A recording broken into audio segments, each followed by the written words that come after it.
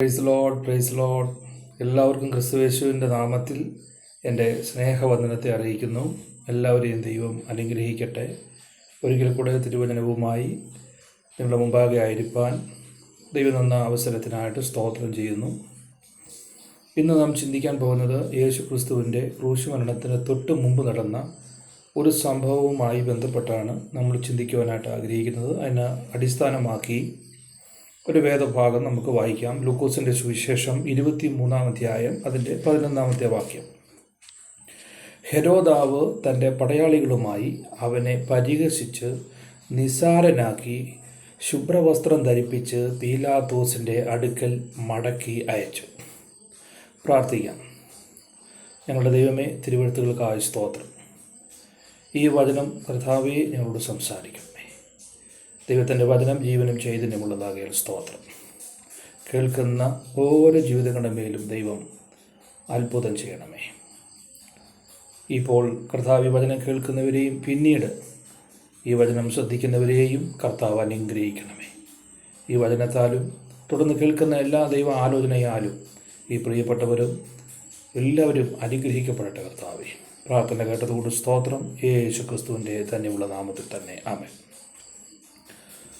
ഹെരോദാവ് തൻ്റെ പടയാളികളുമായി അവനെ പരിഹസിച്ച് നിസ്സാരനാക്കി ശുഭ്രവസ്ത്രം ധരിപ്പിച്ച് പീലാത്തോസിൻ്റെ അടുക്കൽ മടക്കി അയച്ചു. നമുക്കറിയാം, യേശുക്രിസ്തുവിൻ്റെ ക്രൂശുമരണത്തിന് തൊട്ട് മുമ്പ് നടക്കുന്ന ഒരു സംഭവമാണ് യേശുക്രിസ്തുവിൻ്റെ ക്രൂശീകരണ കഷ്ടാനുഭവങ്ങൾ. അഥവാ യേശു ക്രിസ്തുവിനെ പിടിച്ചു കൊണ്ടുവന്ന് 6 കോടതിയിലായി മാറി മാറി വിസ്തരിക്കുകയും പീലാത്തോസിൻ്റെ വിധിക്കളത്തിലേക്ക് വരുമ്പോൾ അവിടെ ജനം ഒന്നടങ്കം പറയുകയാണ്, യേശു ക്രിസ്തുവിനെ ക്രൂശിക്കുക, ബറബാസിനെ വിട്ടുതരിക. അഥവാ ബറബാസിനെ വിട്ടുതരിക, യേശു ക്രിസ്തുവിനെ ക്രൂശിക്കുക. നീതിമാനായ യേശു ക്രിസ്തു നിഷ്ഠൂരനായ കൊലയാളിയായിരിക്കുന്ന കുറ്റകൃത്യങ്ങൾ ചെയ്ത ഒരു കവർച്ചക്കാരനായിരിക്കുന്ന ബറബാസ്, ഈ ബറബാസിനെ വിട്ടുതരാനാണ് ജനം പറയുന്നത്. ഇന്നും നമുക്ക് അതുപോലെയുള്ള സാഹചര്യങ്ങൾ അന്നും ഇന്നും ഉണ്ട്. ബറബാസിനെ കാണിക്കുന്നത് ലോകമയവും യേശുക്രിസ്തുവിനെ ആത്മീയ ലോകവുമായിട്ടാണ് നമ്മൾ ചിത്രീകരിക്കുന്നത്, നമ്മൾ കാണുകയത്. അങ്ങനെ നമുക്ക് കാണാം. ബറബാസ് ഒരു കൊലയാളിയാണ്, ഒരു കവർച്ചക്കാരനാണ്, ഒരു കൊള്ളക്കാരനായിട്ടാണ് തിരുവചനത്തിൽ നമുക്ക് കാണാൻ വേണ്ടി കഴിയുന്നത്. ലൂക്കോസിൻ്റെ സുവിശേഷം 23-ാം അധ്യായവും മത്തായിയുടെ സുവിശേഷം 27-ാം അധ്യായം 16-ാം വാക്യങ്ങളൊക്കെ വായിക്കുമ്പോൾ നമുക്ക് അവിടെ ബറബാസിനെ പറ്റി കാണുവാനായിട്ട് കഴിയുന്നുണ്ട്. ഒരു പരുവത്തിൽ അല്ലെങ്കിൽ ഒരു കണക്കിൽ നോക്കിക്കഴിഞ്ഞാൽ ബറബാസിൻ്റെ ആ ഒരു വിടുതൽ യേശുക്രിസ്തുവിനെ ക്രൂശിക്കുകയും ബറബാസ് സ്വതന്ത്രനാകുകയും കൂടെ ചെയ്യാം. അതൊരു നല്ല വശമായി നമുക്ക് ബറബാസിനെ കാണാനായിട്ട് കഴിയുന്നുണ്ട്. എന്നാൽ അവിടെ പ്രധാനമായിരിക്കുന്നത് ബറബാസ് അല്ല, ഹെരോദ് അല്ലെങ്കിൽ ഈ പീലാത്തോസ് എന്ന് പറയുന്ന വ്യക്തിയാണ് കൂടുതലായിട്ട് നമ്മൾ ഫോക്കസ് ചെയ്യുന്നത്. ബറബാസ് യേശുക്രിസ്തു ഒന്നും അറിയാത്ത ഒരു മനുഷ്യനാണ് ബറബാസ്. പക്ഷെ ബറബാസ് തീർച്ചയായിട്ടും ചിന്തിച്ചിട്ടുണ്ടായിരിക്കാം, യേശുക്രിസ്തു ഒരു നീതിമാനാണ്, സത്യമായി ദൈവമാണ്, ദൈവപുത്രനാണ്, ഒരു നീതിമാനാണ്, നല്ല മനുഷ്യനാണ് എന്നൊക്കെ ഒരുപക്ഷെ ബറബാസ് ചിന്തിച്ചിട്ടുണ്ടായിരിക്കാം. ബറബാസിന് എന്താ സംഭവിക്കുന്നത് ബറബാസിന് തന്നെ അറിയത്തില്ല. കാരണം ഇരുട്ടറയിൽ നിന്നാണ്, തടവിൽ നിന്ന് പുറത്തു വന്നത്. അപ്പം അങ്ങനെ ഒരാളെ പുറത്ത് കൊണ്ടുവരുന്ന പതിവുണ്ട്. മത്തായിയുടെ സുവിശേഷം 27-ാം അധ്യായം 16-ാം വാക്യം, അന്ന് ബറബാസ് എന്ന ശ്രുതിപ്പെട്ടൊരു തടവുകാരനുണ്ടായിരുന്നു. അവർ കൂടി വന്നപ്പോൾ പീലാത്തോസ് അവനോട് ബറബാസിനെയോ ക്രിസ്തുവിനെയോ എന്ന് പറയുന്നു, ക്രിസ്തുവിനെയോ ആരെ നിങ്ങൾക്ക് വിട്ടുതരണം എന്ന് ചോദിച്ചു. അവർ അസൂയ കൊണ്ടാകുന്നു അവനെ ഏൽപ്പിച്ചത് എന്ന് അവനും ഗ്രഹിച്ചിരുന്നു. എന്താണ് ആ വാക്യം നമ്മൾ അർത്ഥമാക്കുന്നത്? യേശുക്രിസ്തുവിനെ മനഃപൂർവ്വമായി അകത്താക്കുകയും അഥവാ പുറത്താക്കുകയും നൈസായിട്ട് പുറത്ത് വിടുകയും ബറബാസിനെ അകത്തോട്ട് കയറ്റുകയും ചെയ്യുന്ന ഒരു ലോകം. ഇവിടെ നമുക്ക് മനസ്സിലാക്കാൻ കഴിയുന്ന ഒരു അസൂയ കൊണ്ടാണ് ഇങ്ങനെ ഒരു രംഗം അവിടെ ഉണ്ടാകുന്നത്. പെട്ടെന്നാണ് ചില രംഗങ്ങൾ ഉണ്ടാകുന്നത്. ഒരു നീതിമാന് വേണ്ടി അല്ലെങ്കിൽ പ്രതികരിക്കുവാൻ ആരുമില്ലാത്ത സാഹചര്യത്തിൽ, നമ്മെ സഹായിക്കാനില്ലാത്തൊരു സാഹചര്യത്തിൽ, ദുഷ്ടന്മാരുടെ ഒരു വലയത്തിൽ അല്ലെങ്കിൽ നിഷ്ഠൂരന്മാരുടെ ഒരു വലയത്തിൽ അകപ്പെട്ടു പോയാൽ ഒരു വലിയ രംഗം അവിടെ ഉണ്ടായി വരും. പെട്ടെന്ന് അവിടെ ഒരു രംഗം ഉണ്ടാകും. നമ്മൾ ഒറ്റപ്പെടുകയും ചെയ്യും. അവിടെ നമുക്ക് അപ്പീൽ ചെയ്യാനോ അല്ലെങ്കിൽ നമുക്ക് ന്യായം പറയാനോ നമ്മെ ഒന്ന് രക്ഷിക്കാനോ ആരും അവിടെ വരികയില്ല. ആ സമയത്ത് ദൈവത്തിൻ്റെ ദൂതന്മാരല്ലാതെ അവിടെ ആരും വരാൻ സാധ്യതയില്ല. ഇവിടെ നമുക്ക് കാണാനായിട്ട് കഴിയുന്നത് അതിൻ്റെ 19-ാം വാക്യം, അവൻ ന്യായാസനത്തിൽ ഇരിക്കുമ്പോൾ അവൻ്റെ ഭാര്യ ആളയച്ചു, ആ നീതിമാൻ്റെ കാര്യത്തിൽ ഇടപെടരുത്, അവൻ നിമിത്തം, യേശുക്രിസ്തു നിമിത്തം ഞാൻ ഇന്ന് സ്വപ്നത്തിൽ വളരെ കഷ്ടം സഹിച്ചു എന്ന് പറയിച്ചു. സിംഹാസനത്തിൽ ഇരിക്കുന്ന പിലാത്തോസിനോട് ഭാര്യ പെട്ടെന്ന് പറഞ്ഞു വിടുകയാണ്, ആ നീതിമാൻ്റെ കാര്യത്തിൽ ഇടപെടരുത്, പണി കിട്ടും. അവൻ പ്രാർത്ഥിക്കുന്നവനാണ്, അവൻ വിശുദ്ധനാണ്, അവൻ നിഷ്കളങ്കനാണ്, അവൻ്റെ ഹൃദയം വളരെ ലോലമാണ്, അവൻ വളരെ നിഷ്കളങ്കനായ വ്യക്തിയാണ്, അവന് ആരും ഉറുമ്പിനെ പോലും കൊല്ലാത്തൊരു വ്യക്തിയാണ്, സമാധാനത്തോടെ ജീവിക്കുന്നൊരു വ്യക്തിയാണ്, നല്ലത് മാത്രം ചെയ്യുന്ന നീതിമാനായ മനുഷ്യനാണ്. അവൻ നിമിത്തം ഇന്നലെ രാത്രിയിൽ ഇന്ന് ഞാൻ സ്വപ്നത്തിൽ വളരെ കഷ്ടം സഹിച്ചിരിക്കുകയാണ്. ഈ സ്ത്രീ പ്രാർത്ഥിക്കുന്ന ഒരു സ്ത്രീയാണെന്ന് നമുക്ക് മനസ്സിലാക്കാൻ പറ്റും. കാരണം വിശ്വാസികൾക്ക് മാത്രമല്ല ചിലത് വെളിപ്പെടുന്നത്, വിശ്വാസികളല്ലാതെ ഫറവോന് വെളിപ്പെട്ടില്ലേ? മിസ്രൈമിലെ യോസഫിൻ്റെ കാലത്ത് ഫറവോന് വെളിപ്പെട്ടില്ലേ സ്വപ്നം? വന്ന ക്ഷാമത്തെ പറ്റി വെളിപ്പെട്ടില്ലേ? ജാതീയ രാജാക്കന്മാർക്ക് ചില കാര്യങ്ങൾ ദൈവം വെളിപ്പെടുത്തി കൊടുത്തില്ലേ? അപ്പോൾ ഈ സ്ത്രീ പ്രാർത്ഥിക്കുന്ന ഒരു സ്ത്രീയാണ്, അല്ലെങ്കിൽ ദൈവഭയമുള്ളൊരു സ്ത്രീയാണ്, യഹോവയായ ദൈവത്തെ ഭയപ്പെട്ട ഒരു സ്ത്രീ. അതുകൊണ്ടാണ് രാത്രിയിൽ ഇങ്ങനെ സ്വപ്നം, ഈ നീതിമാന്റെ കാര്യത്തിൽ ഇടപെടരുതെന്ന് വീട്ടിലുള്ളൊരു വ്യക്തിക്ക് ആലോചന കൊടുത്തിട്ട് പോലും അത് തൻ്റെ സ്വഭാവം അറിയാവുന്ന ഭാര്യ, തൻ്റെ കുഴപ്പം അറിയാം, ജനത്തിൻ്റെ ഇഷ്ടത്തിന് വേണ്ടി സ്വഭാവത്തെ വളച്ചൊടിക്കുന്നവനാണ് പിലാത്തോസ്. ദൈവത്തിൻ്റെ ആലോചനയോ പ്രവാചകന്മാരുടെ ആലോചനയോ പിലാത്തോസ് പേടിക്കുകയോ അല്ലെങ്കിൽ പേടിക്കുന്നതായിട്ട് താൻ ആക്ട് ചെയ്യുകയാണ്, അഭിനയിക്കുകയാണ്. ന്യായവിധി, ശിക്ഷയുണ്ടെന്നറിയാം, നരകമുണ്ടെന്നറിയാം, മരണമുണ്ടെന്നറിയാം, ന്യായവിധി, ശിക്ഷ, പ്രതിഫലം, കിരീടങ്ങൾ, അല്ലെങ്കിൽ ഇതെല്ലാം ഉണ്ടെന്നറിയാം. ഇതൊക്കെ പ്രസംഗിക്കുന്ന കർത്താവിൻ്റെ വരവിനെ പറ്റിയും ഒക്കെ അറിയാവുന്ന വ്യക്തിയാണ്. ഒരു നീതിമാൻ മരിക്കുന്നത് നല്ലതെന്ന് പറയുന്ന വ്യക്തിയാണ്. അനേകർക്ക് വേണ്ടി ഒരുവൻ മരിക്കുന്നത് നല്ലതെന്ന്, ഒരു ജാതിക്ക് വേണ്ടി, ഒരു സമൂഹത്തിന് വേണ്ടി ഒക്കെ എന്ന് ചിന്തിക്കുന്ന ഒരു ദർശനമുള്ള ഒരു വ്യക്തിയാണ്. തനിക്കറിയാം. അപ്പോൾ ഈ പീലാത്തോസ് അവിടെ ആക്ട് ചെയ്യുകയാണ്. ആർക്ക് വേണ്ടിയാണ്?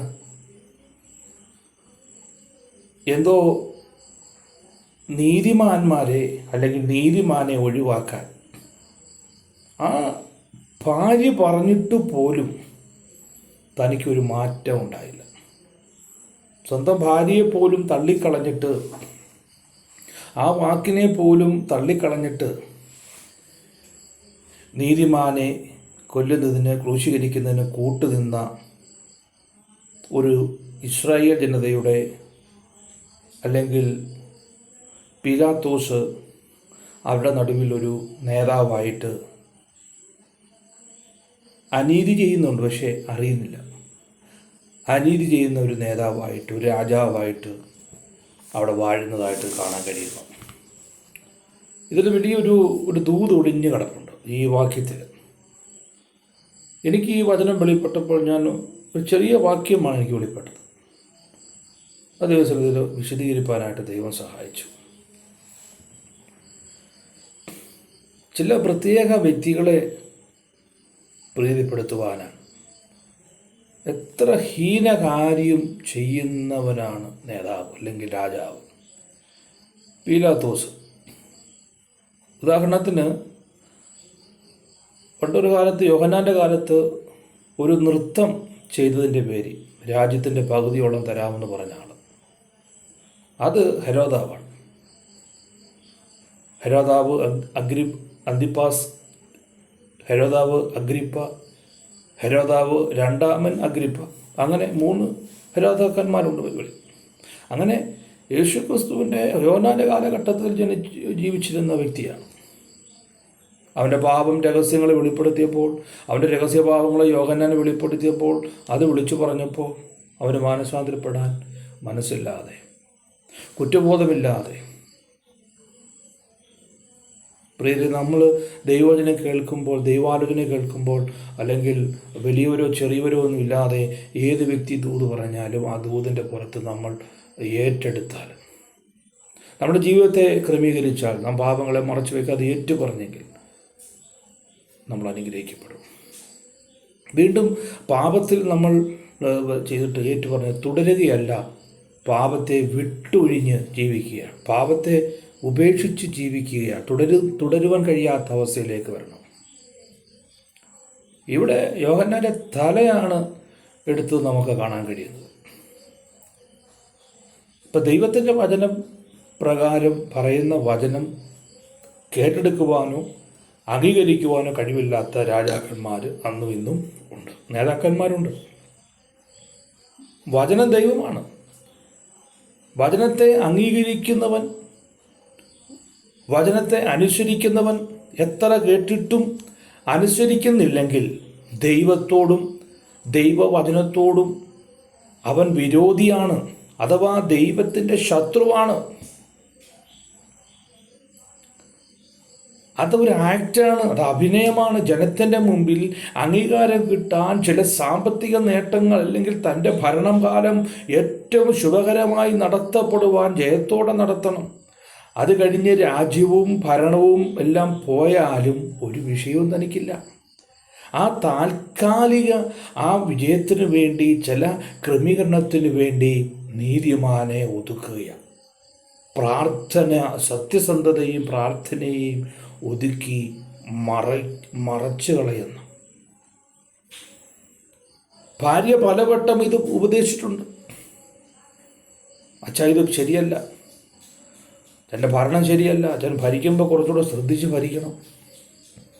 നീതിമാന് വേണ്ടി, അല്ലെങ്കിൽ ദരിദ്രന് വേണ്ടി, ധനവാന് വേണ്ടിയൊക്കെ ഇങ്ങനെ നീതി പറയുമ്പോൾ കുറച്ചുകൂടെയൊക്കെ ശ്രദ്ധിച്ച് എല്ലാം താൻ പറയുന്നുണ്ട്.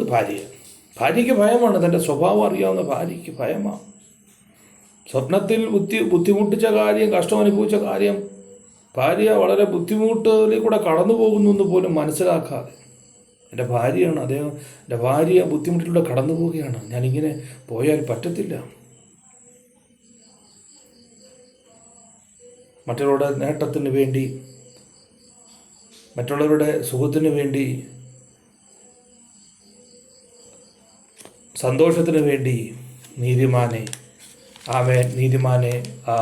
ഉപേക്ഷിക്കുന്നതായിട്ട് കാണാനായിട്ട് കഴിയുക. തിരുവെടുത്ത് നമ്മൾ എന്താ പറയുന്നത് നോക്കാം.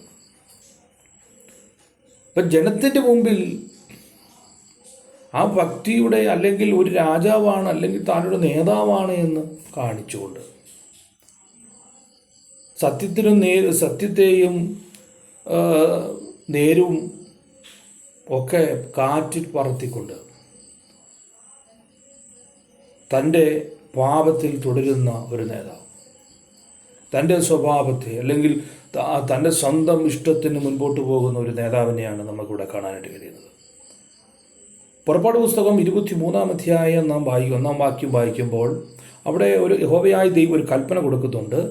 കള്ളസാക്ഷിയായിരിക്കാൻ ദുഷ്ടനോടുകൂടെ ചേരരുത് എന്ന് യഹോവയായ ദൈവം കൽപ്പിക്കുക. ബഹുജനത്തെ അനുസരിച്ച് ദോഷം ചെയ്യരുത്.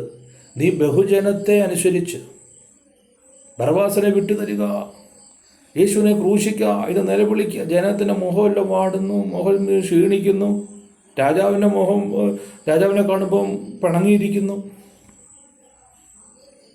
നിരാശയോടെ ഇങ്ങനെ കാണിക്കുന്നു. അപ്പം രാജാവ് വിചാരിക്കും ഇവരെ സന്തോഷിപ്പിക്കാൻ ഇനി എന്താ ചെയ്യണ്ടേ? അവർക്ക് എതിരായിട്ട് അല്ലെങ്കിൽ അവർക്ക് ഇഷ്ടമില്ലാത്ത ചില വ്യക്തികളെ എന്ത് ചെയ്യണം? ഒഴിവാക്കണം. ഇവിടെ എന്താ സംഭവിച്ചത്? നീതി ബഹുജനത്തെ അനുസരിച്ച് ദോഷം ചെയ്യരുതെന്നാണ് ദൈവം കൽപ്പിച്ചത്. യഹോവയായ ദൈവം കൽപ്പിക്കുകയാണ്, ബഹുജനത്തെ അനുസരിച്ച് നീ ദോഷം ചെയ്യരുത്. ന്യായം മറിച്ചു കളയാൻ ബഹുജന പക്ഷം ചേരരുത്. വ്യവഹാരത്തിന് സാക്ഷ്യം പറയരുത്. ദരിദ്രൻ്റെ വ്യവഹാരത്തിൽ അവന് പക്ഷം പിടിക്കരുത്. നല്ല വ്യവസ്ഥയുണ്ട്. ഇത് നമ്മൾ വായിച്ചാൽ മനസ്സിലാകില്ല. ജീവിതത്തെ ഭയപ്പെടുക, ദൈവത്തെയും വചനത്തെയും ഭയപ്പെടുക, വചനത്തിൽ വിറയ്ക്കുന്നവരായി തീരണം. ന്യായപ്രമാണം കണ്ടെത്തി ഭക്ഷിക്കുന്നവരായി തീരുമ്പോൾ, വചനം കേൾക്കുമ്പോൾ ഇതിൽ ഉപരിയായിട്ട് എന്താ നമുക്കുള്ളത്? ദൈവവചനത്തിന് വലുതായിട്ടൊന്നുമില്ല. മർക്കോസിന്റെ സുവിശേഷം 15-ാം അധ്യായം 7-ാം വാക്യത്തിൽ പറയുന്നുണ്ട്, കലഹം ഉണ്ടാക്കുന്നവനെന്ന് എഴുതിയേക്കുന്നത്. ബറബ്ബാസിനെ പറ്റി പറയുന്നത് അവൻ കൊലപാതകിയാണ്. ഒരുവൻ കൊലപാതകിയാണ് അവൻ, കലഹക്കാരൻ, കലഹമുണ്ടാക്കുന്നവനാണ്. എപ്പോഴും കലഹമുണ്ടാക്കുന്ന ഒരു വ്യക്തിയാണ്. ഈ പുള്ളിയാണ് രക്ഷപ്പെടുത്തിയത്. എന്നിട്ട് നീതിമാനെ എന്ത് ചെയ്യുക? ചമ്മട്ടി കൊണ്ട് അടിച്ച് പുറം ഉഴവുചാല് പോലെ ആക്കി, വലിയ കൊളുത്തുകളും മുള്ളുകളും അസ്ഥികളും കൊളുത്തുകളിട്ട് പുറം കുരിച്ച് നിർത്തി അടിച്ച്, ചാട്ട കൊണ്ടടിച്ച് മാംസം പറിച്ചെടുത്ത് അവൻ മുൾക്കിരീടം വെച്ച് കണ്ണിൽ കൂടെയൊക്കെയും തുളച്ച് കയറി ചോര വാർന്നൊഴുകി വിരൂപനായി അവനെ നഗ്നനാക്കി, അവനെ കാർക്കിച്ച് തുപ്പി നിന്ദിച്ച്, അവനെ തകർത്ത് മാരണം കുത്തി തുറന്ന് ഒരു മനുഷ്യനോട് ചെയ്യാവുന്നതിൻ്റെ പരമാവധി മാക്സിമം ഒരു നീതിമാനെ. അതിലുപരിയായിട്ടൊന്നും ഈ ഭൂമിയിൽ നിന്ന് ദൈവമക്കൾ ഒന്നും പ്രതീക്ഷിക്കുന്ന ദൈവമക്കൾക്ക് യേശുക്രിസ്തുവിന് ഇങ്ങനെയാണെങ്കിൽ അതിലൊക്കെ ചെറിയ ദൈവമക്കൾക്കൊക്കെ എങ്ങനെയായിരിക്കും? പച്ച മരത്തോട് ഇങ്ങനെ കാണിച്ചാൽ ഉണക്ക മരത്തോടെ എങ്ങനെയായിരിക്കുന്നു തിരുവചനം വായിക്കുന്നത് പോലെ. അതാണ് സുവിശേഷം 15-ാം അധ്യായം, മർക്കോസിൻ്റെ സുവിശേഷം 15-ാം അധ്യായം അതിൻ്റെ 11-12 വാക്യത്തിൽ ഇങ്ങനെ വായിക്കുന്നു, ബറബ്ബാസിനെ വിട്ടുകൊടുക്കേണ്ടതിന് ചോദിപ്പാൻ മഹാപുരോഹിതന്മാർ പുരുഷാരത്തെ യേശു എന്ന നീതിമാനെ ഒതുക്കണം, അവനെ വളർത്തരുതെന്ന് അവരെ കൊണ്ട് പ്രോത്സാഹിപ്പിച്ചു. ചില മഹാപുരോഹിതന്മാർ പുരുഷാരത്തെ വശത്താക്കി യേശുവിനെ ക്രൂശിക്കണമെന്ന് പറയിപ്പിക്കുക. അവനിനിയും വേണ്ട, ബറബ്ബാസിനെ മതി, ഇനി യേശുവിനെ വേണ്ട. കാരണം ഇവൻ രഹസ്യം മുഴുവനും കണ്ടുപിടിക്കുക. ഇവൻ രഹസ്യങ്ങളെല്ലാം വെളിപ്പെടുത്തും. ഇവൻ മുഖം നോക്കുമ്പോഴേ അറിയാം, ഓരോരുത്തരുടെ ഇത് കാണുമ്പോഴേ അറിയാം. അപ്പോൾ ഇവനെ ഇനി വെച്ചുകൊണ്ടിരിക്കുന്നത് രാജ്യത്തിന് തന്നെ അപകടമാണ്, ദേശത്തിന് തന്നെ അപകടമാണ്. മരിച്ചവരെ അടക്കാൻ കൊണ്ടുപോകാൻ പറ്റത്തില്ല, അവൻ ഉയർപ്പിക്കുക. കുഷ്ഠരോഗികൾ ലാഭം കിട്ടിക്കൊണ്ടിരുന്ന കുഷ്ഠരോഗികളെ അവൻ സൗഖ്യമാക്കുക. മുടന്തര് ലാഭം കിട്ടിക്കൊണ്ടിരുന്നവരാ അവൻ സൗഖ്യമാക്കുക. കുഷ്ഠരോഗികളെ സൗഖ്യമാക്കുക, രക്തസ്രാവക്കാരി സ്ത്രീകളെ സൗഖ്യമാക്കുക, സമാധാനം കൊടുക്കുക, സന്തോഷം കൊടുക്കുക. അവൻ്റെ അടുക്കൽ വരുന്നവർക്ക് വ്യാധികളെയും ഭൂതങ്ങളെയും എല്ലാം പുറത്താക്കുക. അവൻ വീര്യപ്രവൃത്തികൾ ചെയ്യുന്നു, അവൻ രഹസ്യങ്ങൾ വെളിപ്പെടുത്തുന്നു. പ്രിയരെ, ഇതെല്ലാം ചെയ്തു കഴിഞ്ഞപ്പോഴും കേൾക്കുന്നവനും അനുഭവിക്കുന്നവനും ഒന്നൊരു മാറ്റവുമില്ല. ഒരു വ്യക്തി പോലും യേശുവിന് അനുകൂലമായി വന്നില്ലെന്നാണ്. അഥവാ അനുകൂലമായി നിന്നവരെ ഒന്നും അടുപ്പിച്ചില്ല. അവർ ഭയപ്പെട്ട് ശിഷ്യന്മാരൊക്കെ ചിതറി മാറി നിൽക്കുകയാണ്. എന്താണ് ചെയ്യുന്നത്? എന്താണ് ഇനി യേശുക്രിസ്തു രക്ഷപ്പെട്ട് വരുമോ എന്നൊക്കെയുള്ള ചിന്തയില്ല. ചരിത്രം പറയുന്നത് ബറബ്ബാസ് ഒരു ഭ്രാന്തനായി മാറിയെന്നാണ്. പക്ഷെ പീലാത്തോസ് ഒരു കഠിനമായ അൽഷിമേഴ്സ് രോഗം പിടിപെട്ട് എപ്പോഴും കൈ കഴുകിക്കൊണ്ടിരിക്കുന്ന ഒരു വ്യക്തിയായിട്ട് മാറി. വെള്ളം കണ്ടാൽ എപ്പോഴും കൈ കഴുകിക്കൊണ്ടിരിക്കും. ഈ നീതിമാൻ്റെ രക്തത്തിൽ എനിക്ക് പങ്കില്ല, താനും ഒരു മറവി അല്ലെങ്കിൽ ഒരു മാനസിക രോഗിയായിട്ട് തീർന്നു എന്നാണ്. സൂക്ഷ്മം അറിയത്തില്ല, ഇങ്ങനെ പറയുന്നു ചരിത്രം. 12-ാം വാക്യത്തിൽ പീലാത്തോസ് പിന്നെയും അവരോട് എന്തെന്നാൽ യഹൂദന്മാരുടെ രാജാവ് എന്ന് നിങ്ങൾ പറയുന്ന ഇവനെ ഞാൻ എന്തു ചെയ്യണം എന്ന് ചോദിച്ചു. അവനെ ക്രൂശിക്കുക എന്നവർ വീണ്ടും നിലവിളിച്ചു. ഓഹോ, എന്തൊരു നിലവിളിയാണ്! നീതിമാനെ തകർത്ത് കളയുവാൻ വേണ്ടി, നീതിമാനെ ഒതുക്കി കളയാൻ വേണ്ടി എന്തെല്ലാം ആക്റ്റുകൾ, അഭിനയമാണ്, എന്തെല്ലാം നുണക്കഥകളാണ് പറയുന്നത്, എന്തെല്ലാം തന്ത്രങ്ങളാണ് മെനയുന്നത്. ഒരു ഭക്തനെ തട്ടിക്കളയുവാൻ, പുറത്താക്കി കളയുവാൻ എന്തെല്ലാം തന്ത്രങ്ങളാണ് മെനയുന്നത്. കാരണം ഇവർക്ക് ഈസിയായിട്ട് പോകണം, ഇവർക്ക് ഈസിയായിട്ട് ഇങ്ങനെ ജീവിക്കണം. ദൈവത്തെ സേവിക്കാനോ ദൈവകൽപ്പന അനുസരിക്കാനോ കഠിനമായ ദൈവകൽപ്പന അനുസരിച്ച് വിശുദ്ധിയോടെ ജീവിക്കുവാൻ ഇവർക്ക് പറ്റത്തില്ല. ഇവർക്ക് ഈസിയായിട്ട് കാര്യങ്ങൾ സാധിക്കണം. അങ്ങനെ കഷ്ടപ്പെട്ട് പാടുപെട്ട് അല്ലെങ്കിൽ യഹോവയായ ദൈവത്തെ സേവിക്കുന്ന, പ്രാർത്ഥിക്കുന്ന, വിശുദ്ധന്മാരായിരിക്കുന്ന ഇവരെ ഒതുക്കണം. അപ്പോൾ അവനെ ക്രൂശിക്കുക എന്ന് അവർ വീണ്ടും നിലവിളിച്ചു. പീലാത്തോസ് അവരോട് അവൻ എന്ത് ദോഷം ചെയ്തു എന്ന് പറയണം, അവനെ ക്രൂശിക്കുക എന്ന് അവർ വീണ്ടും അധികം നിലവിളിച്ചു.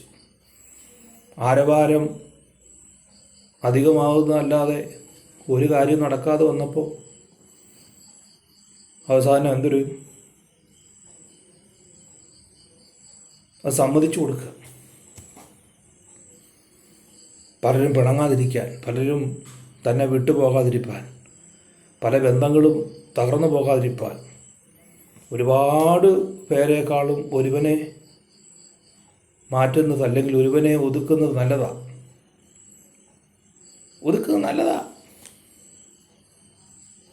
ബഹുജനത്തിന് വേണ്ടി ഒരുവനെ മാറ്റി നിർത്തുന്നത് അല്ലെങ്കിൽ ഒരുവനെ കൊല്ലുന്നത്, ഒരു നീതിമാനെ തകർക്കുന്നത് നല്ലതാണ്. ഇതുപോലെ നേതാക്കന്മാരാകരുത്, ഇതുപോലെ രാജാക്കന്മാർ ആകരുത്. നീതിയോടെ രാജാവ് ഭരിക്കും.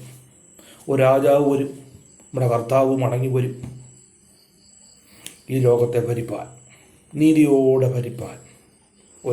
ലോക അല്ലെങ്കിൽ ഏകലോക ഭരണം യേശുക്രിസ്തു മൂലമുണ്ടാകും. അന്നേ നല്ല നേതാവിനെ അവൻ്റെ രാജ്യത്വത്തിന് അന്തമുണ്ടാകുകയില്ല, അവസാനമുണ്ടാകുകയില്ല. ഒരു അത്ഭുത മന്ത്രി, വീരനാം ദൈവം, നിത്യപിത, സമാധാന പ്രഭു എന്നാണ് യെശയ്യാ പ്രവാചകൻ യേശുക്രിസ്തുവിനെ പറ്റി പ്രസിദ്ധപ്പെടുത്തിയിരിക്കുന്നത്. ഇപ്പം ദൈവത്തിന് വേണ്ടി നിൽക്കണം,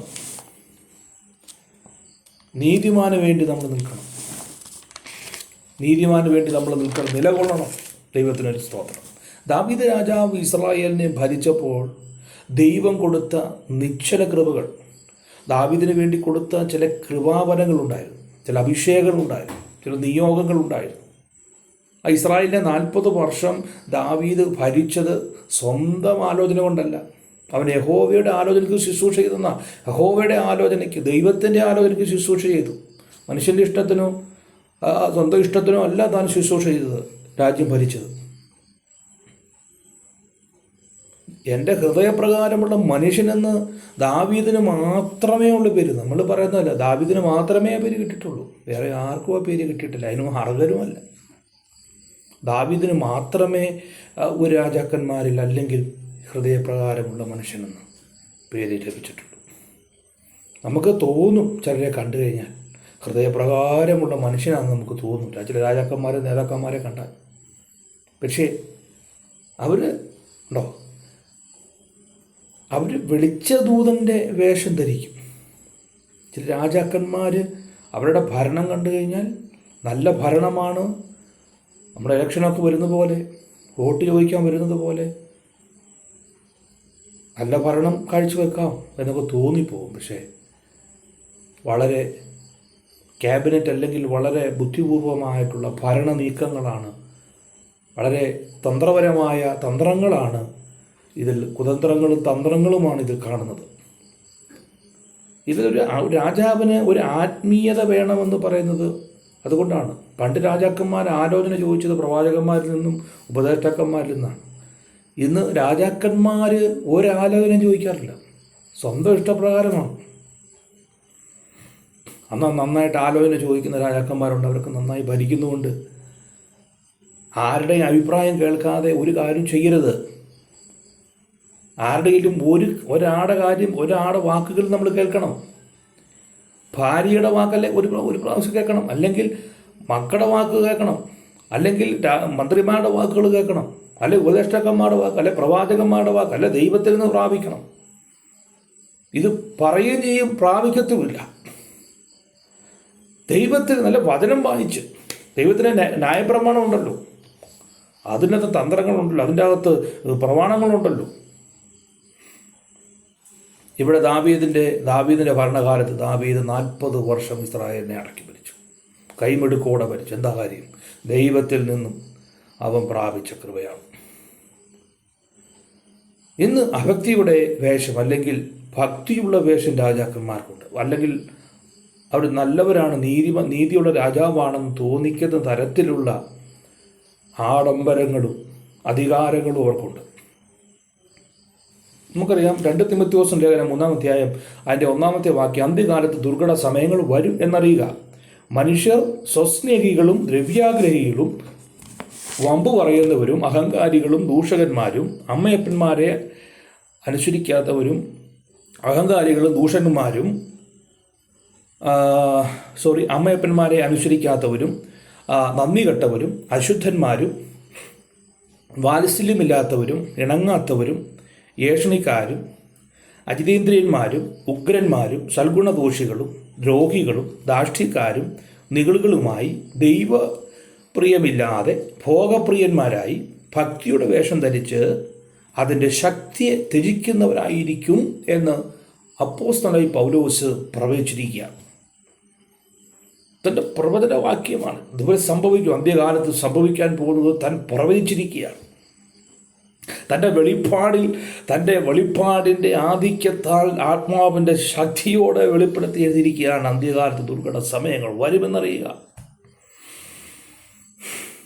ഇവിടെ നന്ദി കെട്ടവരും അമ്മയപ്പന്മാരെ അനുസരിക്കാത്തവരും അശുദ്ധന്മാരും വാത്സല്യമില്ലാത്തവരും ഇണങ്ങാത്തവരും ഏഷണിക്കാരും അജിതേന്ദ്രിയന്മാരും ഉഗ്രന്മാരും സൽഗുണദോഷികളും ദ്രോഹികളും ധാർഷ്ട്യക്കാരും നിഗളികളുമായി ദൈവപ്രിയമില്ലാതെ ഭോഗപ്രിയന്മാരായി ഭക്തിയുടെ വേഷം ധരിക്കുന്നവരായി.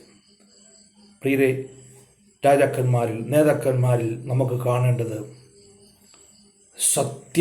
സത്യത്തിനും നീതിക്കും നേരിനും വേണ്ടി ജീവൻ പോലും കൊടുക്കേണ്ടി വന്നാലും നിൽക്കുന്ന ഒരു വ്യക്തിയാണ്.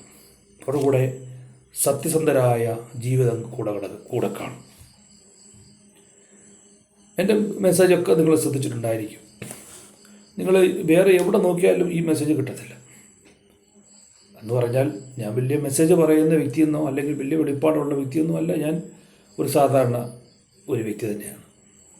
എനിക്ക് വലിയ കഴിവൊന്നുമില്ല. ദൈവമക്കളുടെ പ്രാർത്ഥന, എന്നെ സ്നേഹിക്കുന്നവർ എനിക്ക് വേണ്ടി പ്രാർത്ഥിക്കുന്നുണ്ട്.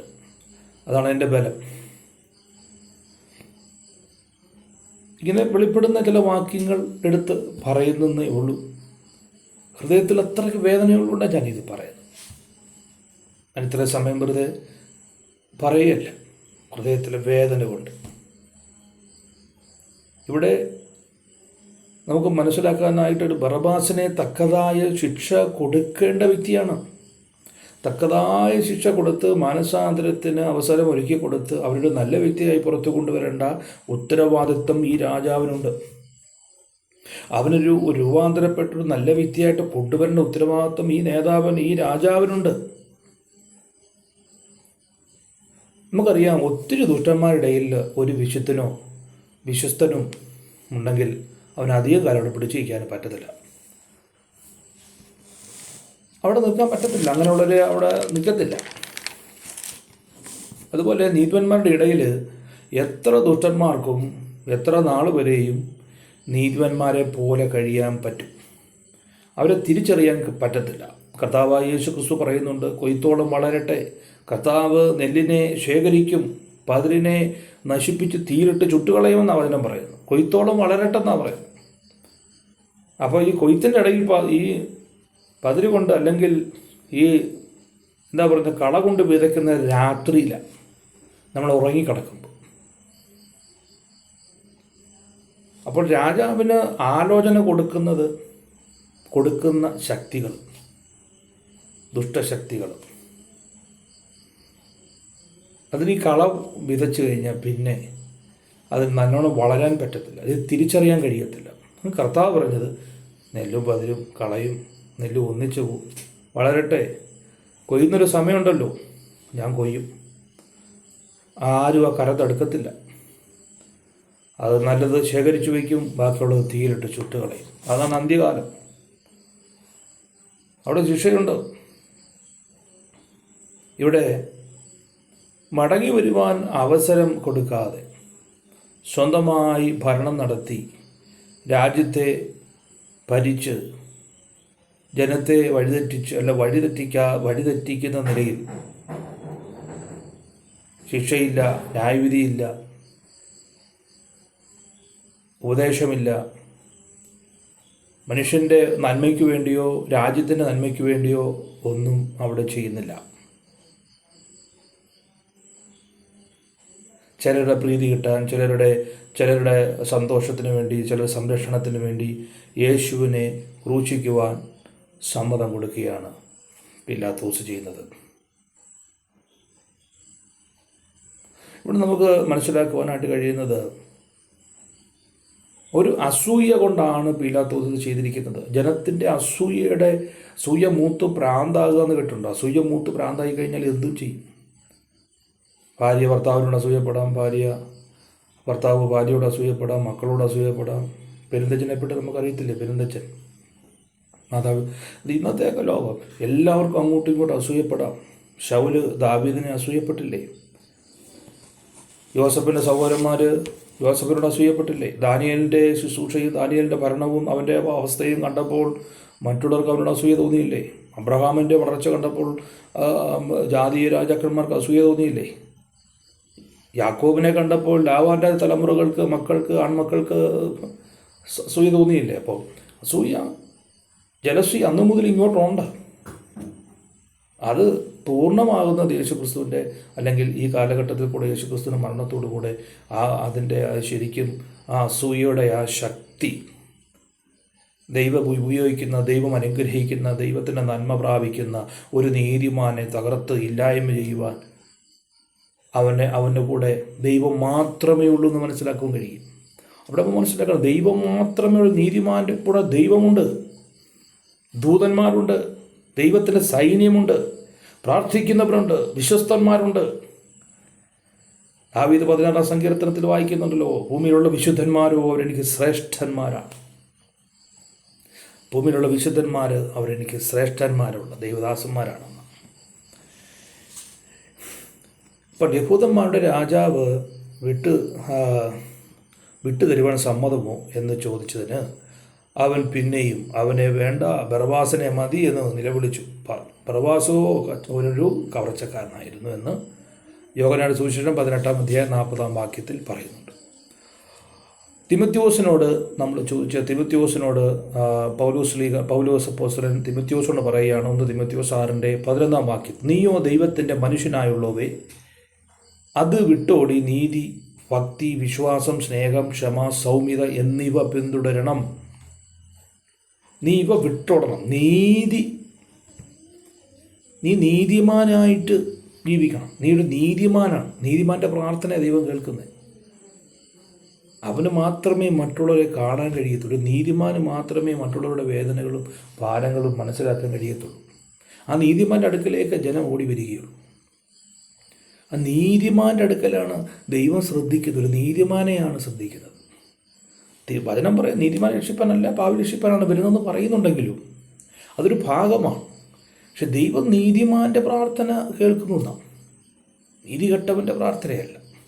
ഇവിടെ നീതിയും ഭക്തിയും വിശ്വാസവും സ്നേഹവും ക്ഷമയും സൗമ്യത നീ പിന്തുടരണം. 6:3 വായിക്കും, നമ്മുടെ കർത്താവായ യേശുക്രിസ്തുവിൻ്റെ പഥ്യവചനവും ഭക്തിക്കൊത്ത ഉപദേശിക്കാത്തവൻ ഒന്നും തിരിച്ചറിയാതെ തർക്കത്തിൻ്റെയും വാഗ്വാദത്തിൻ്റെയും ഭ്രാന്ത് പിടിച്ച് ചീർത്തിരിക്കുന്നു. അവയാൽ അസൂയ, ശത്രു ദൂഷണം, ദുസ്സംശയം, ദുർബുദ്ധികളും സത്യത്യാഗികളുമായി മനുഷ്യരുടെ വ്യർത്ഥവാദം എന്നിവ ഉളവാകുന്നു. അവർ ദൈവഭക്തി ആദായ സൂത്രം എന്ന് വിചാരിക്കുന്നു എന്നാണ് തിമോഥെയോസ് ലേഖനം 6 തിമോഥെയോസ് 6:3 നമുക്ക് വായിക്കാനായിട്ട് കഴിയുന്നത്. നീതിമാനെ എതിരെ നിൽക്കുന്ന ഒരു ലോകം. നമുക്ക് മടങ്ങി വരാൻ പ്രിയരല്ലേ. നീതിമാനെ കുറികൊള്ളുക, നേരിടുള്ളവനെ നോക്കിക്കൊള്ളുക. നീതിമാൻ്റെ പ്രാർത്ഥന ദൈവം കേൾക്കുന്നു, പാപിയുടെ പ്രാർത്ഥന ദൈവം കേൾക്കുന്നില്ല. നിങ്ങൾ നീതിമാനായി യേശുക്രിസ്തുവിനെ ക്രൂശിൽ തറച്ചു കൊന്നു. അതുകൊണ്ട് ദൈവം അവനെ ഉയർപ്പിച്ചു. അതുകൊണ്ട് ആ നീതിമാൻ്റെ രക്തം ഇന്ന് ഭൂമിയിൽ നിലവിളിച്ചു കൊണ്ടിരിക്കുകയാണ്. സത്യത്തിന് വേണ്ടി നിലനിൽക്കാം. കർത്താവിൻ്റെ പ്രതിഫലം നമുക്ക് വാങ്ങാം. വചനത്തിൻ്റെ മായം കലർത്താതെ സത്യവചനത്തെ യഥാർത്ഥമായി പ്രസംഗിച്ചുകൊണ്ട് സമ്പത്ത് മാത്രം ലക്ഷ്യമാക്കാതെ, പ്രതിഫലം മാത്രം ലക്ഷ്യമാക്കാതെ കർത്താവിൻ്റെ വേല ചെയ്യാം, പ്രസംഗിക്കുവാനും ആത്മഭാരത്തോടുകൂടെ നിലനിൽക്കുവാൻ, ആത്മാവിനെ നേടുക, അത് നമ്മുടെ മുഖമുദ്രയായിക്കൊണ്ട് നമുക്ക് മുൻപോട്ട് പോകുക. ദൈവമേ, നമ്മെ ആരും ചതിക്കരുത്, നമ്മെ ആരും വഞ്ചിക്കരുത്. നമ്മളെല്ലാവരും നിത്യതയിൽ കാണണം. നമ്മൾ പ്രസംഗിച്ച്, നമ്മൾ പ്രവർത്തിച്ചു, പ്രാർത്ഥിച്ചു, ആരാധിച്ച് നമ്മളാരും നരകത്തിൽ പോകരുത്. നമ്മളെല്ലാവരും നിത്യതയിൽ കാണണം. അതാണ് എൻ്റെയും കർത്താവിൻ്റെ ആഗ്രഹവും. നമ്മളാരും നശിച്ചു പോകരുത്. ഈ ബറബാസിനെ പോലെ സ്വതന്ത്രനായാൽ നമുക്ക് സത്യം, പക്ഷേ നീതിമാനായവനെ കൊന്നുകളഞ്ഞ ലോകമാണ് ഈ ലോകം. പ്രാർത്ഥിക്കുന്ന നീതിമാനെ ചേർത്ത് പിടിക്കാം. നീതിമാന് വേണ്ടി നമുക്ക് ഇടനിൽക്കാം. നീതിമാന് വേണ്ടി പ്രാർത്ഥിക്കാം. വിശ്വസ്തന്മാരെ നമുക്ക് കുറിക്കൊള്ളാം. നമുക്കിതിൽ നിന്നും എന്താണ് മനസ്സിലാക്കുവാനായിട്ട് കഴിഞ്ഞത്? ഈ ലോകം നീതിമാനെതിരാണ്. ഇത് നീതിമാന് ശാശ്വതമല്ല ഈ ലോകം. ആകയാൽ കർത്താവിൻ്റെ വരവോളം നമുക്ക് വിശ്വസ്തയോടെ നീതിയോടുകൂടെ നിൽക്കാം. ലോകത്ത് നിങ്ങൾക്ക് കഷ്ടമുണ്ടെങ്കിൽ ധൈര്യപ്പെടുകയും, ഞാൻ ലോകത്തെ ജയിച്ചിരിക്കുന്നു എന്നല്ല ചെയ്ത കർത്താവ് നമുക്ക് തുല്യമായി പരീക്ഷിക്കപ്പെട്ടവനും കഷ്ടത അനുഭവിച്ചുള്ളതാണ്. ആകയാൽ കർത്താവായ യേശുക്രിസ്തുവിനെ പിൻപറ്റിക്കൊണ്ട് ഒരു നല്ല വിശുദ്ധ ജീവിതം വിശുദ്ധതയോടെ നയിക്കാൻ ദൈവം നമ്മെ ബലപ്പെടുത്തട്ടെ. ഈ വചനങ്ങളാൽ ദൈവം നമ്മെ ഓരോരുത്തരെയും അനുഗ്രഹിക്കട്ടെ. എല്ലാവരെയും ദൈവം അനുഗ്രഹിക്കട്ടെ. പ്രാർത്ഥിക്കാം. പരിശുദ്ധ ദൈവമേ, സ്വർഗ്ഗസ്ഥ പിതാവേ, കർത്താവേ, വചനങ്ങളാൽ എല്ലാവരും ദൈവം അനുഗ്രഹിക്കണം. നീതിമാൻ്റെ പ്രതിഫലം ദൈവം ഒരുക്കിയിട്ടുണ്ടല്ലോ കർത്താവേ. നീതിമാൻ്റെ പ്രാർത്ഥന ദൈവം കേൾക്കുന്നു. കർത്താവേ, നീതിമാനെ കുന്നുകളഞ്ഞ ലോകമാണ്. ഹാബേലിൻ്റെ രക്തത്തെക്കാൾ ഗുണകരമായി സംസാരിക്കുന്ന പുണ്യാഗ രക്തം ഇന്നും ഭൂമിയിൽ നിലവിളിക്കുന്നു. ആ യേശുക്രിസ്തുവിൻ്റെ നാമത്തിൽ ഈ വിശ്വസ്തയോടെ കർത്താവിൻ്റെ വേല ചെയ്യുന്ന, വിശ്വസ്തയോടെ നിൽക്കുന്ന നീതിവാന്മാരായ ദൈവമക്കൾ, കഷ്ടത അനുഭവിക്കുന്നവർ, പീഡിപ്പിക്കപ്പെടുന്നവർ, തടവിലായിരിക്കുന്നവർ, ഉപദ്രവിക്കപ്പെടുന്നവർ, ദൈവനാമ നിമിത്തം തള്ളപ്പെട്ടവർ, ഉപേക്ഷിക്കപ്പെട്ടവർ എല്ലാം ദൈവങ്ങൾ ഏൽപ്പിച്ച് പ്രാർത്ഥിക്കുന്നു. കർത്താവ് അവരെ ഉയർത്തിക്കൊണ്ടുവരട്ടെ. യേശുവിൻ നാമത്തിൽ അവരവരുടെ അവസ്ഥയിൽ നിന്ന് ഉയർക്കട്ടെ. യേശുവിൻ്റെ നാമത്തിൽ പുത്തൻ വഴി തുറക്കട്ടെ. യേശുവിൻ്റെ നാമത്തിൽ ദൈവർക്ക് നന്മകൾ ചെയ്യട്ടെ. യേശുവിൻ്റെ നാമത്തിൽ അവരുടെ കുടുംബം അനുഗ്രഹിക്കപ്പെടട്ടെ. താവി തള്ളപ്പെട്ടവരുണ്ട്, തള്ളിക്കളഞ്ഞവരുണ്ട്. യേശുവിൻ്റെ നാമത്തിൽ അനുഗ്രഹിക്കപ്പെടട്ടെ. സ്തോത്രം. മറന്നു കളഞ്ഞവർ, ഉപേക്ഷിക്കപ്പെട്ട യേശുവിൻ്റെ നാമത്തിൽ അവിടെ സ്ഥിതി മാറട്ടെ. ഇപ്പോൾ ദൈവം അവർക്ക് വേണ്ടി പുതുവഴി തുറക്കട്ടെ. പുതിയ സാഹചര്യങ്ങൾ, പുതിയ നന്മകൾ, അനുഗ്രഹം അവർക്ക് വേണ്ടി തുറക്കട്ടെ.